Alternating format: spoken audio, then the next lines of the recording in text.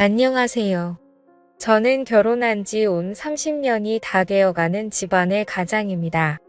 결혼한 지 이렇게나 오래된데도 아직까지 결혼 초기에 있었던 일이 기억이 나네요. 그동안 이 이야기는 어디에서도 말할 수도 없었지만 여기는 사연을 보낸 사람이 누군지도 모르고 비밀이 보장되는 것 같길래 저도 한번 이렇게 이야기를 보내봅니다. 결혼한 지 2년 정도 되었을 때니까 아직까지 신혼의 달콤함이 다 없어지기도 전에 생긴 일입니다. 제 안에 위로 언니가 한 명 있고 아래로는 여동생이 한 명 있습니다. 저한테는 각각 처형이고 처제가 되는 사람들이죠. 처가가 시골이라서 처제가 고등학교에 다닐 때와 졸업하고 이럴 때는 저희 집에서 숙식을 해결했죠. 자기는 계속 독립해서 혼자서 살고 싶다고 했지만 집에서 계속 반대를 했고 어린 여자애 혼자서 사는 걸 절대 지켜볼 수 없다면서 장인어른이 끝까지 허락을 안 해줬습니다. 그래서 어쩔 수 없이 저희 집에서 지내게 된 것이죠. 처자는 어린 학생 때부터 저희 집에서 함께 있었기 때문에 처음엔 처제가 전혀 여자로 생각되지 않았습니다. 그도 그럴 것이 요즘에는 고등학생들이 워낙에 발력에 빨라서 금방 어른이 된 것처럼 보여도 당시의 처자는 고등학생인데도 엄청나게 어린 애처럼 보였습니다. 누가 봐도 조그만 학생처럼 느껴지는 그런 이미지였죠. 마누라와는 2살 차이지만 얼굴이 동안이라서 그런지 아니면 뽀밀 줄을 모르는 권지제 눈에는 많이 어려 보였기 때문이겠죠. 처제와 같이 있으니 형부하면서 따라오는 게 귀엽기도 하고 집안 분위기도 마누라랑 2사람만 있는 것보다는 훨씬 더 재미있고 좋았습니다. 그러던 처제가 취업을 안동 쪽으로 하게 됐는데 그래도 주말이면 예전에 같이 살았던 성이 있다고 자기 집에도 갈 겸 해서 우리 집에서 잠을 자고 다닙니다.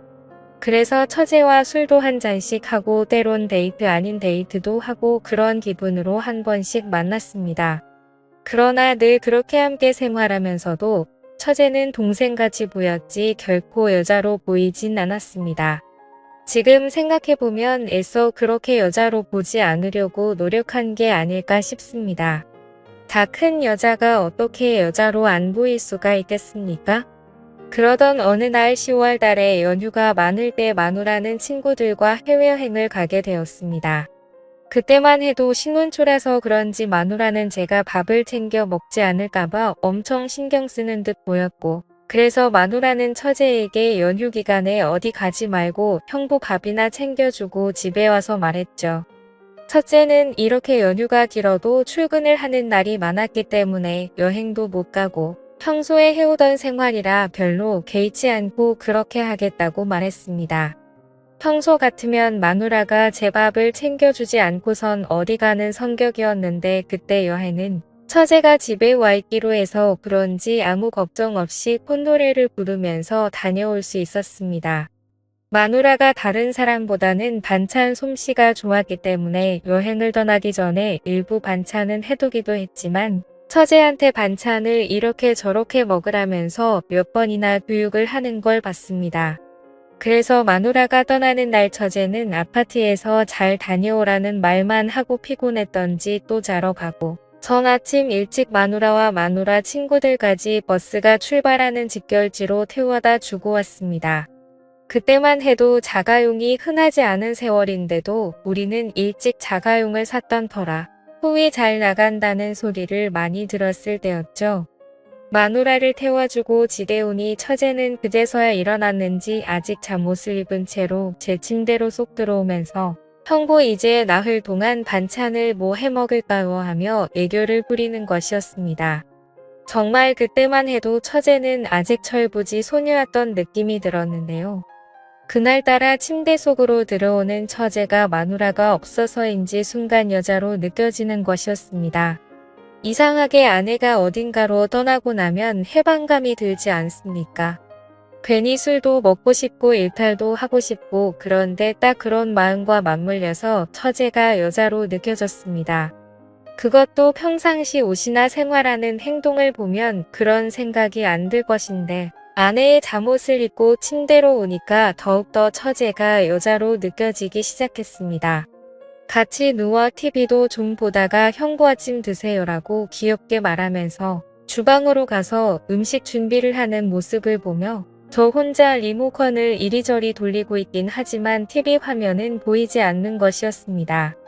손으로는 리모컨을 돌리고 눈으로는 처제가 하고 있는 행동들을 보고 있었습니다. 처제는 저를 남자로 생각하지 않고 오로지 형부로만 생각했기 때문에 그러한 복장도 거리낌 없이 입을 수 있었고 그러한 행동도 거리낌 없이 나왔겠지만 전 고민이 되더라고요.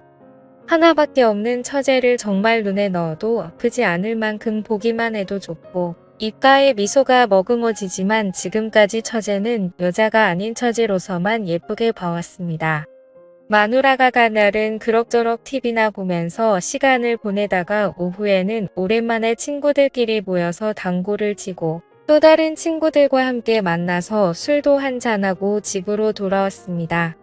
처제도 친구들 만나 수다 떨다가 식사하고 왔다면서 거실에서 TV만 같이 좀 보다가 각자 방으로 가서 잠을 자게 되었습니다.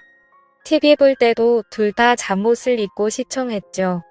TV를 보면서 처제가 제 어깨에 기대기도 했는데 평소에도 이런 행동을 제법 많이 하는 성격이라서 별로 신경을 쓰지 말아야 하는데 이상하게 그날따라 이런 행동들이 너무 거슬렸습니다. 처제의 샴푸 냄새는 나녀 하는 다른 처제만의 냄새라고 할까요? 그런 향기가 저를 더 자극시키는 것 같았고 그녀가 점점 더 여자로 느껴지는 부분이었던 것 같습니다. 다음 날 원래는 친구들과 가을 산행을 하기로 했는데 마침 비가 와서 산행을 못하고 갑자기 하루 종일 방콕 신세가 되었습니다. 처제도 비가 오니 아무 곳에도 가지 않고 집에만 있어야겠다며 아침 점심을 먹고 처제가 극장표 2장을 선물로 받은 옷이 있다면서 저녁에 극장에 가자고 하더군요. 저녁까지는 아직 시간이 한참 남았고 낮에 비가 오니까 정말 할 일이 없더라고요. 요즘 같으면 스마트폰으로 할 게 워낙에 많으니까 괜찮겠지만 그때 당시에는 휴대폰은커녕 인터넷도 제대로 안 되던 시절이었으니까 비만 오면 정말 할 일이 아무것도 없을 때였습니다. 그래서 처제도 그렇고 저도 그렇고 평소에 부족했던 잠을 보충하기 위해 낮잠을 푹 잤고 TV도 보다가 뒹굴거리고 있었습니다. 그렇게 비가 조금씩 그치고 저녁이 됐을 때 처제가 저녁 먹고 영화 보러 가자고 하더라고요. 그래서 제가 극장 근처에 떡볶이 맛있게 하는 집을 안다면서 거기서 저녁을 먹자고 말했죠. 그러자 처제는 자기가 떡볶이 좋아하는 거 어떻게 알았냐고 완전 좋다고 말하더라고요. 저는 능글맞게 사랑하는 우리 처제 취향도 모를까봐 하면서 너스레를 떨었습니다. 사실 여자들이 떡볶이를 정말 좋아하더라고요. 여자친구 떡볶이 안 좋아하는 사람을 못 봐서 그냥 찍었는데 어떨결을 맞춘 겁니다. 저희는 옷을 입고 떡볶이 잘하는 집으로 가는데 차주는 저에게 가까우니까 굳이 차 타고 가지 말고 천천히 걸어가자고 하더라고요.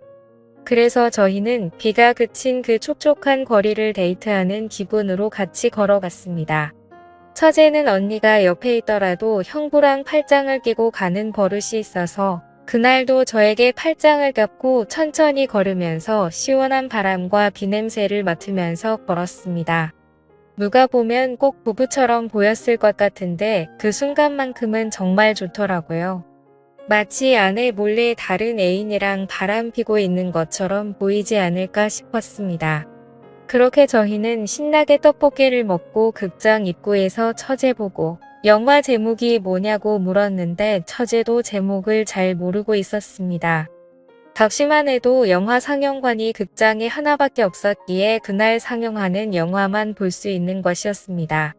그러니까 초대권이 있어도 날짜만 적혀있지 제목이란 그런 건 없을 때였죠.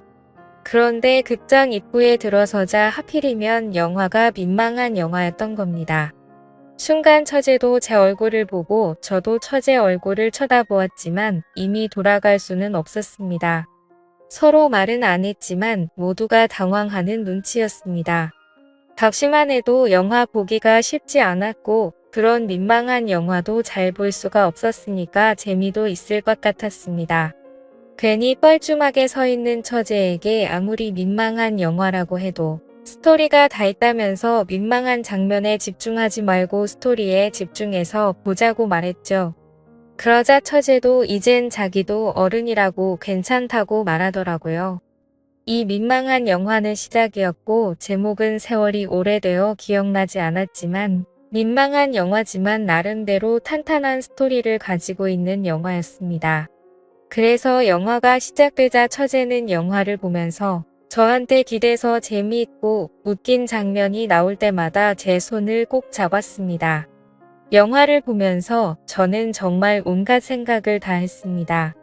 마누라랑 같이 왔으면 처제의 이런 행동들이 평소에도 하는 행동이라서 어떻게 해도 신경을 쓰지 않았겠지만 마누라가 해외여행 가서 그런지 괜히 별것도 아닌 게 크게 와 닿더라고요. 영화를 마치고 나오니 9시 정도라서 아직 초저녁이었고 더구나 두 사람 다 낮잠을 자고 나와서 힘이 넘치는 데다가 이틀간 연휴가 더 있어서 잠은 늦게 자도 된다는 생각이 들어서 처제 보고 술이나 한잔 하러 가자고 말했습니다. 그랬더니 처제는 역시 우리의 형부가 최고라면서 좋아했습니다. 예전에 마누라는 술을 먹을 줄 몰랐지만 처제는 술 한 잔씩 하는 걸 즐기는 편이라서 저랑 따로 한 번씩 자리를 하기도 했습니다. 그래서 처제랑 밤 11시 가까이 되도록 발달달하게 한잔하고 집으로 돌아왔었죠. 집으로 돌아가는 그 길에서도 저희는 또 데이트하는 기분으로 팔짱을 끼고 많은 이야기를 나누었습니다.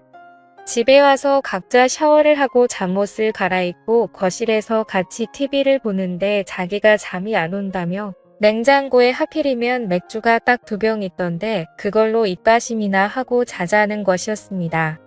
그렇게 저희는 또 집에 와서 맥주를 한 잔 더 했는데 아까 먹은 소주와 맥주가 짬뽕이 돼서 그런 건지 왠지 술이 자꾸만 취하는 것이었습니다. 당연히 앞에 있는 처제가 너무 예뻐 보이고 여자로 보이고 괜히 욕심이 나더라고요. 그날따라 처제가 예쁘게 보였죠.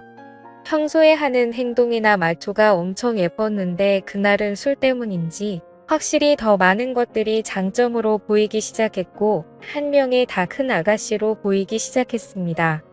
그래서 술에 취해 저는 처제 어깨에 손을 거치면서 요즘 직장 생활하기 힘들지 않냐며 위로해 주니까 처제가 그만 제 가슴에 안기면서 우는 것이었습니다. 그래서 왜 그렇게 우냐고 그렇게 힘든 일이 있었냐고 하니까 한동안 처제가 말이 없었습니다. 그러다가 갑자기 처제도 술이 취했는지 나 형부 너무 많이 사랑한 것 같은데 어쩌면 좋냐고 말하더라고요. 저는 순간적으로 잘못 들은 줄 알고 그게 무슨 소리냐고 다시 한 번 더 물었습니다. 그러자 처제는 형부를 볼 때마다 우리 언니가 부러워서 어쩌면 좋냐고 또 울더라고요. 그래서 저는 순간적으로 아무 말도 못하고 처제를 그냥 꽉 깨어놔뒀죠. 그리고는 누가 시키지도 않았지만 저희는 서로에게 기대어서는 사랑한다는 말을 했습니다. 그러자 저는 모든 걸 다 포기하고 이 순간만을 생각하자면서 하나밖에 없는 처제와 실수를 저지르고 말았습니다. 그렇게 아내가 돌아오기 전까지 은인이 된 듯이 지내게 되었었죠. 그러고 나서 우리 두 사람은 굳게 약속했습니다. 아내가 돌아오기 전날 밤. 오늘을 마지막으로 앞으로는 절대 이러지 말자고 했으며 이 비밀은 무덤까지 가져가자고요. 그래서 그 후 지금까지 처제와 아무런 일도 없이 예전처럼 아주 사랑스러운 처제로 잘 지내고 있습니다. 그러면서도 한 번씩 단둘이 있을 때면 옛날 일을 생각하면서 서로가 웃어버립니다. 비록 한순간에 그러한 행동이 있었지만 지금은 모두 본인의 위치로 돌아와 서로가 가정을 위해 열심히 살고 있으니 지금은 잘하고 있는 거겠죠.